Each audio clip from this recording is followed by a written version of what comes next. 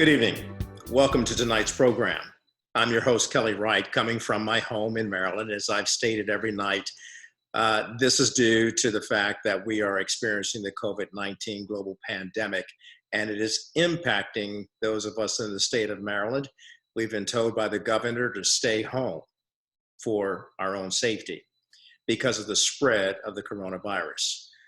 My opening observations are very serious because this is a very serious virus that has impacted adversely African Americans and Latino Hispanic Americans. We need to be mindful of the fact that all hands are on deck to protect each and every citizen throughout America from this coronavirus. But we must be honest enough to explain that it is affecting African Americans and Latino Hispanic Americans because of the health disparities that exist within our communities. Having said that, it's important for you to realize that I myself have encountered people who are experiencing the COVID-19 pandemic up close and personal. If they haven't contracted the virus, they know someone close to them who has. And it is painful to watch people go through the fear and trembling that the mere fact that someone is tested positive, the fear that they have about the outcome, what's on the other side of going through COVID-19. So one of the things you're going to see in this program, you're going to hear a lot about prayer tonight because we are in a Holy Week. And a lot of people are seeking God for answers. They're seeking to hear from their medical experts and from their government leaders, but that alone is not enough. And so tonight we'll delve into those aspects of faith, and we'll hear it from the lips of people who are faithful. So this is not a show about religion, but this is a show about faith. There is a difference. So as you sit back and watch tonight's program, I hope that you too, with your families, embrace them and believe in the power of prayer because it does change things.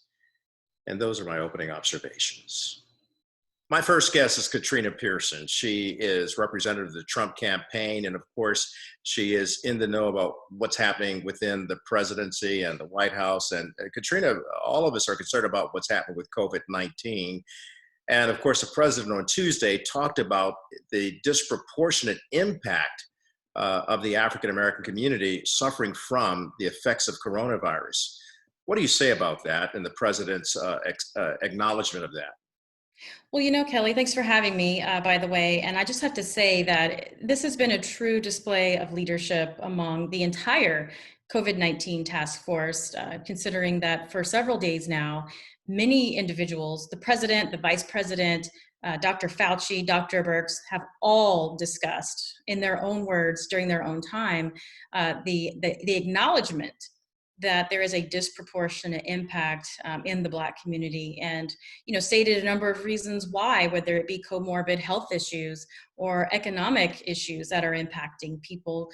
We know a lot of people who are poor in these communities don't have bank accounts. There just really is no way for them to gain access to the resources that they believe are available to them. But the good thing about what this president and the administration is doing is they're taking those measures in consideration, which I don't believe would have ever have happened under any other leadership, mainly because you see these packages that come out of government, usually that really don't impact enough to help people. But in a situation like this, you have President Trump and a task force who's taking in the data that's coming in from these communities, who's assessing that data, and with any hope within the next few weeks, next few days or few weeks, they may have another resource for these people in particular, for our people in particular. And it's unfortunate. But one of the things I'd like to mention, Kelly, if you don't mind, is, Sure. When I started my political journey, over a decade ago, this was actually one of the reasons. Not that I had anticipated this pandemic, but for the simple fact that I've always known that our elected officials have not cared about our people. And that's truly what's driven me in politics in the Republican Party, and really further to the right than many of the Republicans even, because everything is impacting our community in a disproportionate way. And it's just really been a struggle for me personally as a single mom to continue to see people to vote for people who look like us, but who do nothing for us. Mm. And so it's unfortunate that now we see this pandemic really hitting our community in such a devastating way, in which many people will never recover from this. And we still see these same politicians who've been in place really for decades. I mean, there are generations of Democrat politicians who've been there, who made those decisions to outsource the jobs, to move the manufacturing, to not care for our people, to not care about the education in our communities. And here they are pointing the blame at someone else. And it is a huge eye opener for me. And I feel like I've really, truly followed my calling into trying to help bring awareness to try to prevent what we see happening now. Katrina Pearson joining me on the Kelly Wright Show. Katrina, as always, thank you for being part of the program and weighing in on this important issue, COVID-19, and its impact not only on African Americans, but all Americans. And of course, we're talking in particular what's happening to our community. I appreciate all of your comments and look forward to talking to you more about this as time goes on. Hopefully, Great to be with you. Thank you. Thank you. Katrina Pearson on the Kelly Wright Show. We'll be back with more after this.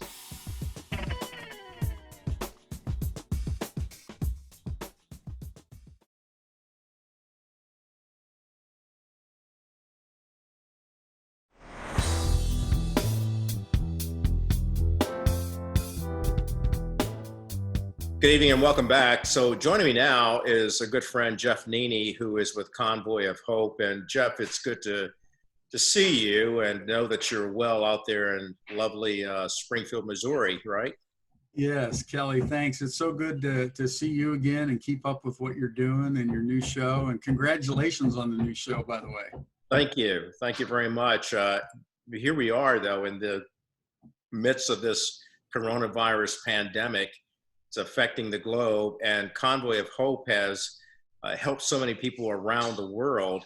What are you specifically doing right now in the wake of the COVID-19 pandemic? When the COVID-19 thing started to really gain speed and pick up, we sat down and looked at it and said, okay, what's Convoy of Hope going to do? We can either respond in fear or we can respond with hope.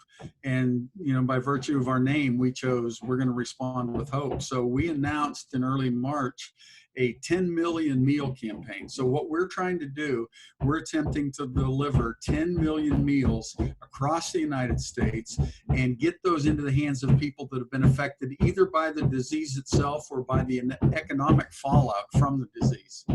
All right, that's great. And just for the purposes of our viewers, Jeff is not under attack. They are repairing his roof, which suffered some hail damage this week, and they picked a fine time, like our interview, to actually work on the roof. It's been all day right now. It's okay. The work's got to be done, but the work is also being done with the 10 million meals that you're rolling out throughout America. And that's so needed and so important because, as you know, there's a lot of people on the living below the poverty line. And certainly the Convoy of Hope has been a helpmeet to them, especially now in this heightened awareness of COVID-19. Yeah, that's it exactly. We have seen so many people respond to this. When we announced it, I mean, I got to admit, my faith maybe wasn't as strong as Hal's was, and I went 10 million meals. That's a big chunk to bite off. But it was amazing the requests that have come in. We've had requests now from over 40 states. And we have gotten food and supplies into the hands of those people, or they'll be receiving it very shortly in all 40 states. And I imagine that's going to climb some more. But we're hitting the hot spots. We're hitting, both coasts, the New York, New Jersey area on the East Coast, the LA, Sacramento, Seattle areas on the West Coast, and really everything in between. In fact, just this morning, we announced that we have hit the 5 million meal mark. So we're halfway to our goal, and it happened faster than I thought it would. But we serve a big, big God that is much more capable than my meager mind. 5 million meals so far. Yeah. So you're halfway to your goal. After you reach your goal, do you think the program will continue? Because we don't know how long we're going to be dealing with this COVID-19 and the disruption that it's caused. So many of us, particularly those who are now unemployed, can't get work and can't get any money, or even if they get the stimulus money, it isn't enough to meet the need.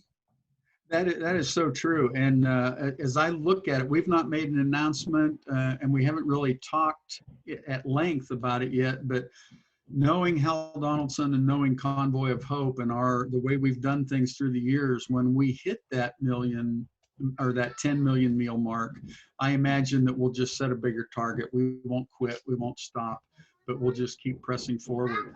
Talking to my guest, Jeff Neeney. We'll be back with more to discuss Convoy of Hope's ambitious goal of getting 10 million meals distributed across the country. That's after the break.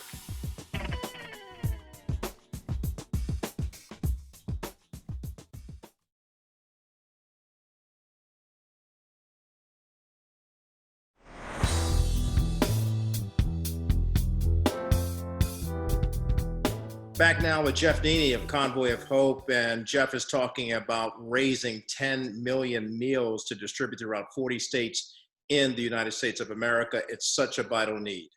Well, how can we help you, Jeff, here on the Kelly Wright Show, as well as the Black News Channel? Because a lot of the areas that you do reach to are areas of urban blight. You're helping people in the Black community and the Hispanic Latino community. How can we help you? I think two things. One, the first and most important, as my granddaughter watches in the background there, that's the beauty of working from home. Yeah. But two things that your audience can do. And the first one is to pray. I mean, I know they are already, but to continue to pray for those first responders. We're trying to help them desperately as well. We've been delivering N95 masks, surgical gloves, Good. Gowns, things like that to hospitals and health organizations, as well as these 10 million meals, or in addition to.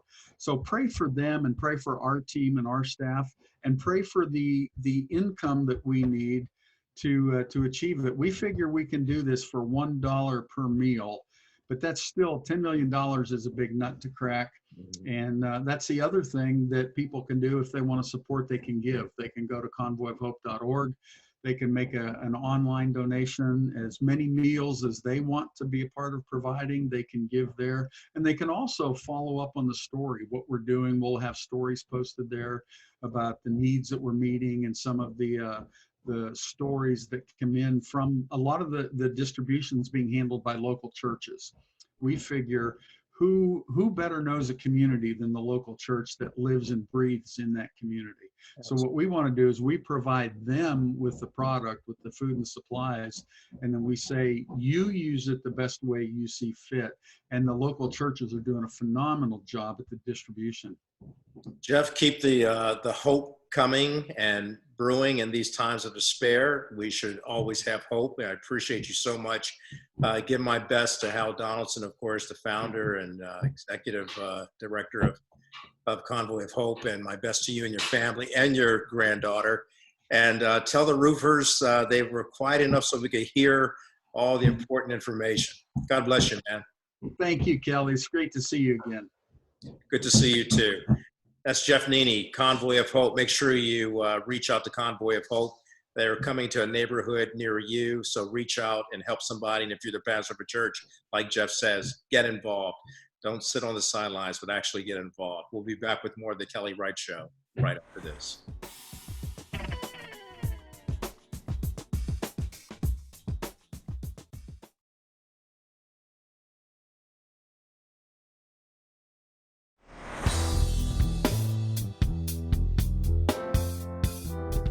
Welcome back to the Kelly Wright Show. Joining me now, I am honored to have as my guest Pastor Herman Hamilton. He is the senior and founding pastor of New Beginnings Community Church in Redwood City, California. Is that right, sir? That's right. That's right. How far Redwood is that City. from San Francisco? About 20 minutes south of San Francisco. Well, you have a lot of work on your hands out there, especially in this heightened time of so much concern, so much anxiety. I like Dr. Tony Evans, who said it's okay to have legitimate concern, but it's not good to have fear. Right. How are you helping your church members and the community around you avoid fear and exercise faith in this COVID-19 pandemic? We're doing a couple of things. Number one, we're reminding our people, first of all, that it's okay to feel the feelings of anxiety and fear, as long as you don't let those feelings have the last word, that faith has to have the last word. In order for you to be, the condition for courage is fear, right? You feel the fear, but you go forward anyway. You don't allow it to paralyze you. So that's the first thing that we're saying. Secondly, we're saying to our people that Jesus followers, historically, we run towards the danger, not away. And that's part and parcel because we follow one who ultimately gave up his life on the cross to save humanity. So we're his followers. And so any point in history that you see plagues, etc., for example, in the 2nd and 4th century in the Roman Empire, you see Jesus followers running towards. Whenever everybody else is abandoning kids, abandoning the sick, Jesus followers are there caring for them and putting their lives at risk. So that's the second thing that I remind our those who are part of New Beginnings that our task is to ask the question, how can we help? Not simply be concerned about ourselves. It's okay to be concerned. We should be concerned about our family. My wife is a physician. She works for the VA hospital. She's on the front line out there in the tent, swabbing and testing and caring for people every day. So you better believe that I'm praying for her and I'm concerned about her. And as a family, we're committed to that work together. But the task for Jesus followers is that we're called to ask the question, how can we help? Or to put it another way, how can we serve in this time? So those are some of the kind of initial things that we're saying to our people. And then we're trying to lead and model as a congregation. I think that's everything you've stated is so right on point and right on target with our faith. And by this being the Holy Week, Friday will be Good Friday. Yes. And then we'll go into Sunday for Easter Sunday or Resurrection Sunday, as we like to say. Yes. So as we go through the death experience of this COVID-19, where do you help people see that there's a Resurrection Sunday that's coming? I mean, it's okay to have the faith during the tough times, because I think the faith during the tough times help us endure and overcome. Mm-hmm. And for people who watch my show, they're saying, well, aren't you a news guy? Well, it's true, Pastor, I am, but I'm a man who believes in the power of the good news in the bad news world. Therefore, I like this occasion to talk to the pastors of the Black community and the multi-ethnic community, because we need a voice in the wilderness that says, while we're going through this terrible time, hold on a little while longer. At least in my case, in those faith, I think you cannot allow the difficult times to make you forget all the times that God said yes to your prayers. You can't allow the moments of darkness to cause you to forget, have amnesia about all the times God shined light into your path and totally transformed your walk. And you have to hold those two things together. And you have to know that at the end of the day, no one can say that COVID won't show up at our home, and no one can promise that, we're all going to get through this, standing up. This is a big deal. It's dangerous. But what I can assure people of, what I'm assured of, that even if the worst thing happens to me, here's what I heard. Resurrection is the thing that happens after the worst thing happens to you. And I can assure you, those of us who are connected to God as He's revealed Himself in Jesus, the one who triumphs over death, resurrection is the thing that happens after the worst thing happens to you. So I'm confident that in the victory that comes with Jesus, I'm confident that He has the last say. And that say will be victory and will be life no matter what happens. And that frees me to try to be as faithful as I can in a very difficult and challenging day. I appreciate you saying that with so much candor and so much passion and so much integrity of heart. I'd like you to stay with me for the next segment. Coming back, I'm talking to Pastor Herman, and we will be back in just a few moments with him to talk more about what his church is doing in a practical way of helping the community near San Francisco, Redwood City, California. Back with more of the Kelly Wright Show right after this.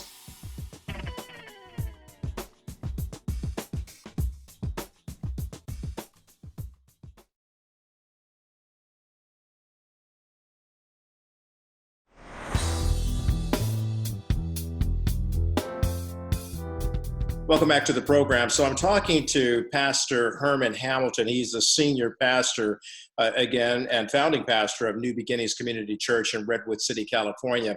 And as many of you know, California, like New York and like so many other cities, like the nation, basically, is shut down. We're told to socially distance ourselves, but as we heard the pastor say, we're not isolating ourselves from our faith. And certainly, Pastor, within the African-American community, we've seen it be hit very hard because of the health disparities that we already have.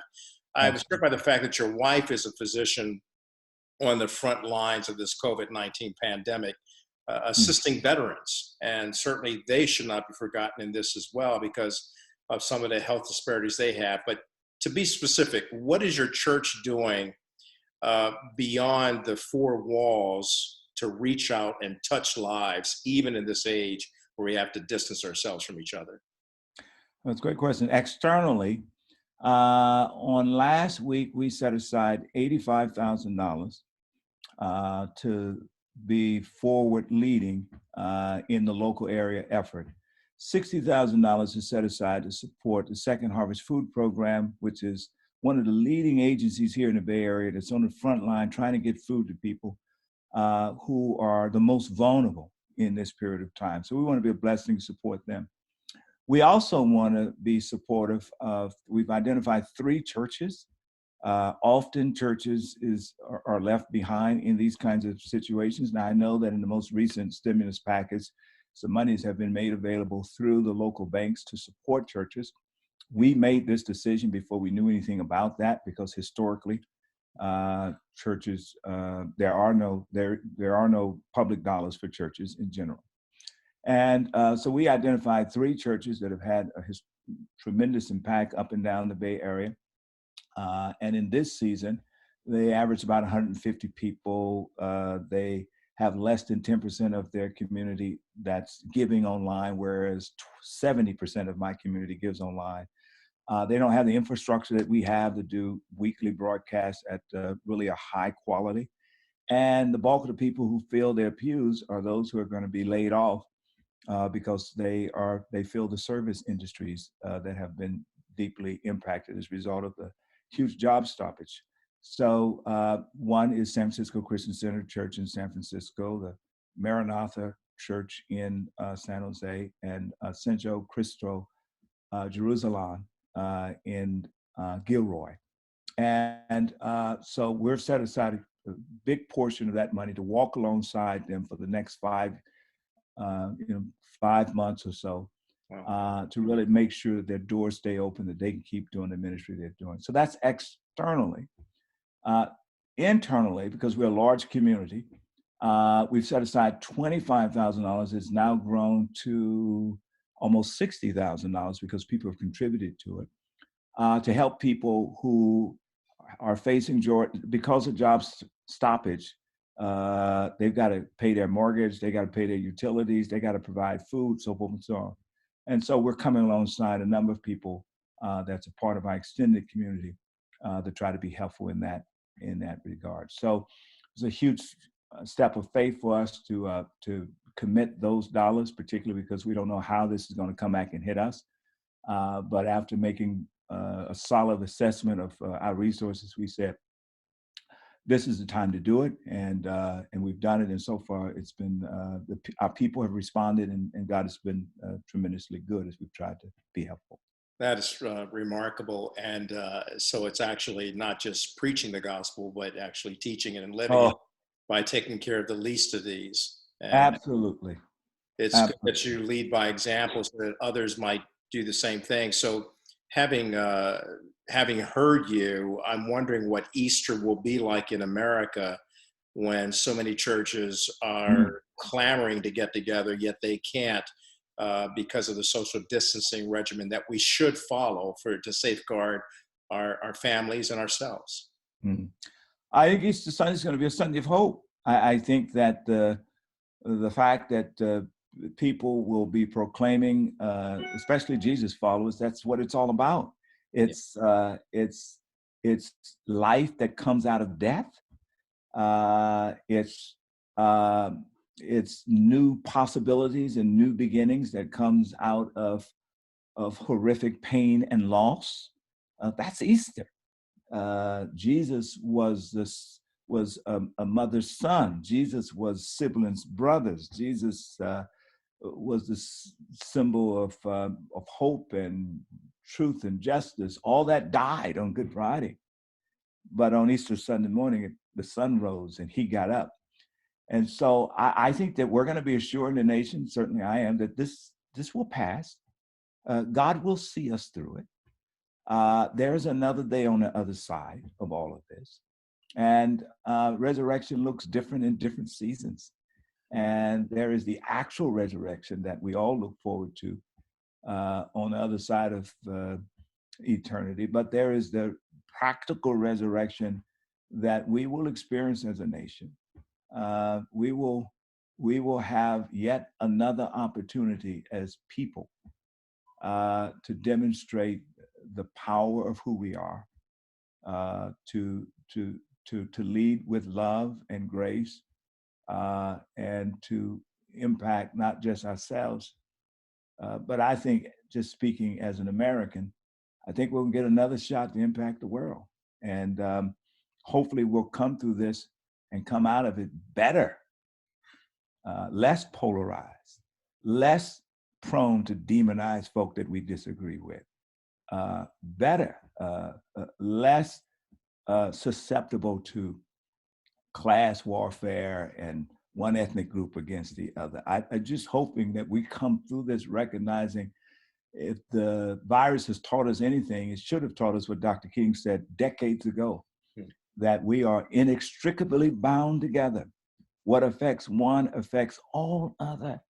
What affects one person directly affects us all indirectly at the very, very least. We'll be back with more of my interview right after this break.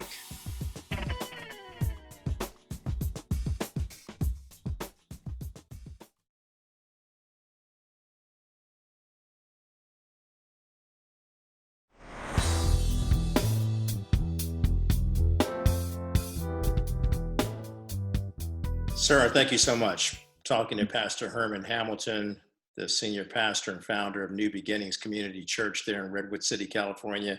I can't wait till we get through this virus so I can come out there and hug your neck. I look forward to that, man. I look forward to it. All right. Now, look, I would be remiss if I didn't do this. It's I'd like to close this segment out with you just giving us a really brief word of prayer for the nation. Sure, please. God, I give you thanks and praise. This is another day that you've made, and with each day comes fresh opportunity and fresh hope. And I pray for everybody that's listening to us right now. There may be some who are struggling with illness and sickness. God, I ask that you would use doctors and medicines and all of the natural means to drive healing into their lives and into their bodies. But I also ask that you'd move supernaturally in ways that will surprise, shock, and stun all across the country and the world. I pray for those who are grappling with the fear right now, that may feel paralyzed, may feel overwhelmed because they're shut in and can't really see their way past tomorrow. God, would you raise up a sense of hope as they look towards Easter? Would you remind them that you're not only with them, but you're ahead of them? You've made a way for them through this situation. I pray for all those who are on the front line, There's the medical doctors and nurses and all who are connected to serving people that way. But I also pray for people who are in pharmacies and grocery stores and first responders, folk who are still out there caring for people.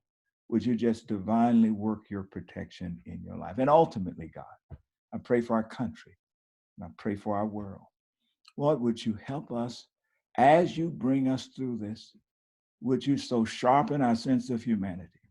Would you so refine our sense of unique character that we might come out of this difficult time a better people, a better nation, a better world? And I ask this in Jesus' name. Amen. Pastor Herman Hamilton, thank you, sir. God bless you. God bless you too. All right. Appreciate you. All right. Back with more of the Kelly Wright Show after this.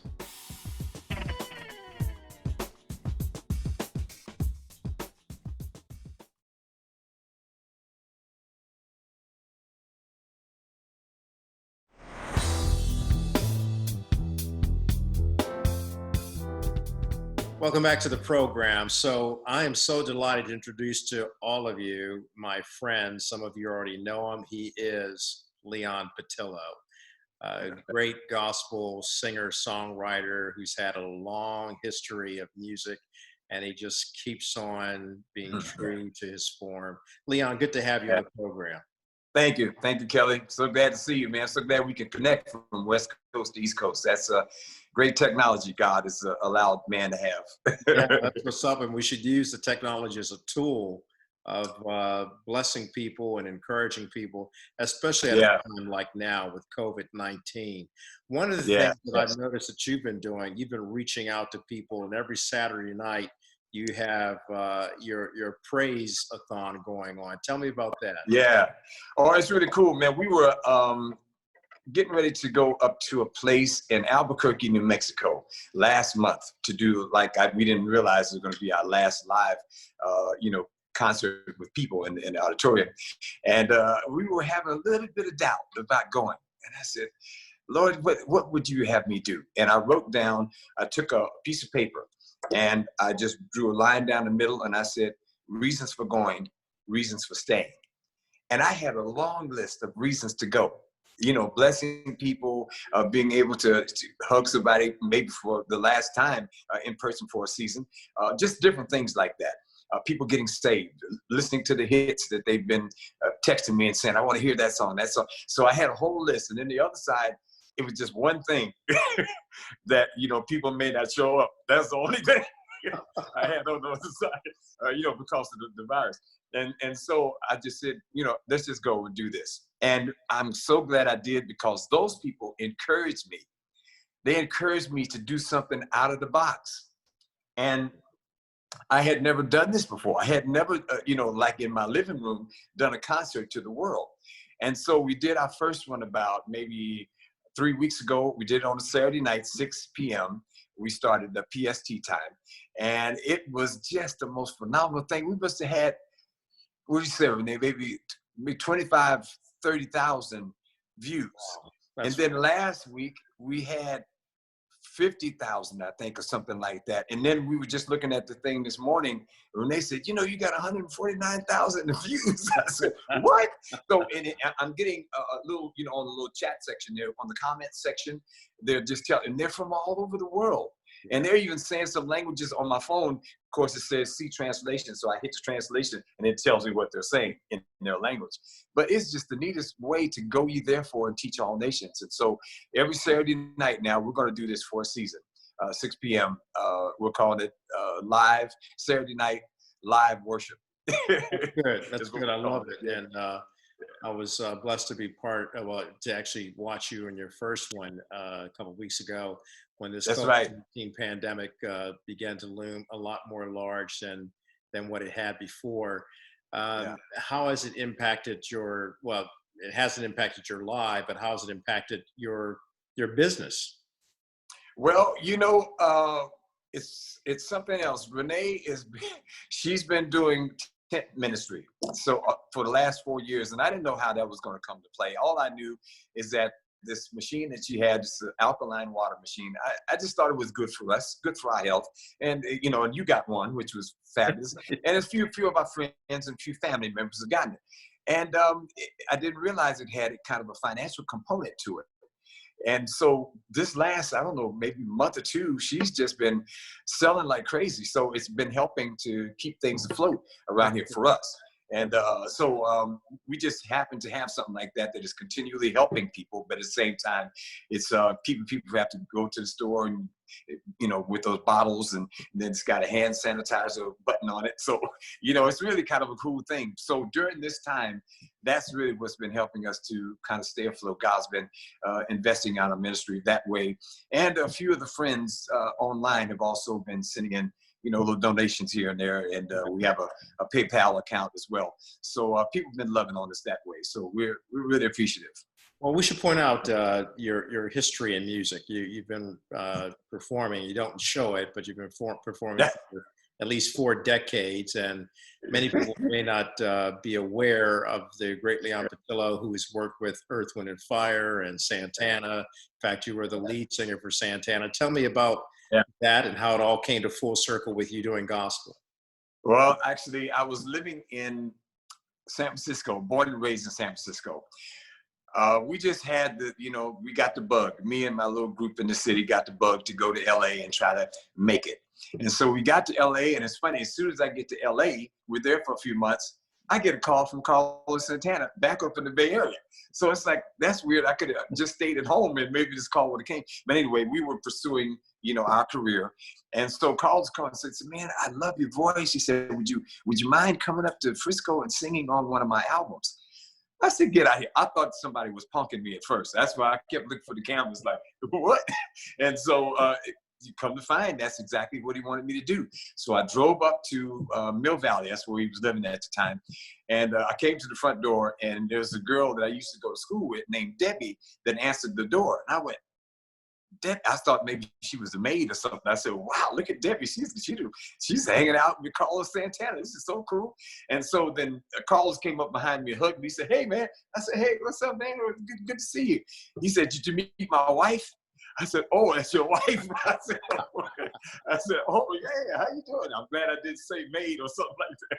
But anyway, so we went downstairs to his studio, and we had the greatest time, man. Just, going over the hits, oh, you come over and Change Your Evil Ways and Black Magic Woman and like that. I started singing them. He said, man, he said, you have such a fabulous voice. He said, we're going to go to Japan. We're going to go to Europe. We're going to go. So he started naming all these places. I said, what do you mean? He said, well, I want you to be the next lead vocalist for the group. Wow. I said, get out of here. So the only pain I suffered was having to go back to LA and tell my group that, Carlos had made me this offer. And so they all said it almost in unison. They said, Leon, you got to go do it. Don't worry about us. We'll do our thing down here. You go and do what, you're supposed to do with your career. So come to find that was all set up too, because right in the middle of that, I'm dating a girl now in San Francisco. Her brother is a church-going guy. I mean, serious brother. And so every time I come to the house to see her, here he comes. And so I just figured maybe one of these days I just go to, maybe a Bible study or something, and then maybe that would help him, to kind of get off my case a little bit. Man, I went to this Bible study and they laid me out. I mean, you know how it is when you haven't been in church for a while. I got to this meeting, and it was funny though, after they got through, they didn't ask me to pray or anything. I was like, oh, wow, okay. I got out of that one. So we got back to his driveway, and he said, well, how'd you like the meeting? I said, it was a good meeting. But now see, you have to picture this, Kelly. We're right on the corner of Haight and Ashbury. Yep. That's where his brother's house was. Wow. Right, almost right on, like maybe 3 doors in from Haight and Ashbury corner. So, cannabis is flowing throughout the air. So, and I got the top down of my little sports car, so I'm smelling the cannabis, and then he's grabbing my hand on the other side of the car saying, you want to pray? And so I'm going, wow, man, this is, what a decision here. And so Christ won out. It's just one of those things. I just knew I needed to make my heart right with Christ. And so I prayed with that brother right there in the car, and everything changed. As soon as I got through, I went in the house, started writing songs, and some of the hits that, you know, people like now came right out of that birthing time. And of course, I went back to the Santana group and lit them up. That was, so, yeah, but that was the beginning stages of my from Santana to Hosanna. It's a fantastic story. That's why I wanted you to share it, because we're hearing so much doom and gloom, and yet hope prevails. So I want you to stay with me, because on the other end of the break, I'd like to hear something from that wonderful voice of yours, Leon Patillo, my guest here on the Kelly Wright Show. We're coming back right after this.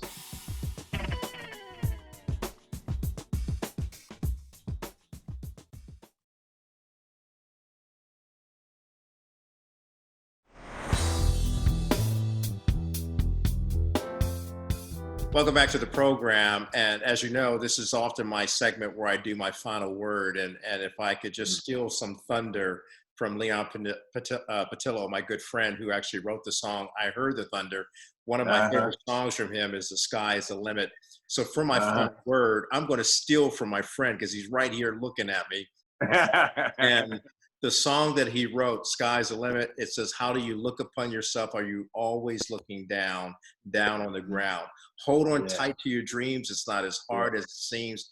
If you try, you can do most anything, because the sky is the limit. And Leon, that's where we are right now. We have to remind people in the midst of this COVID-19 pandemic that the sky is the limit.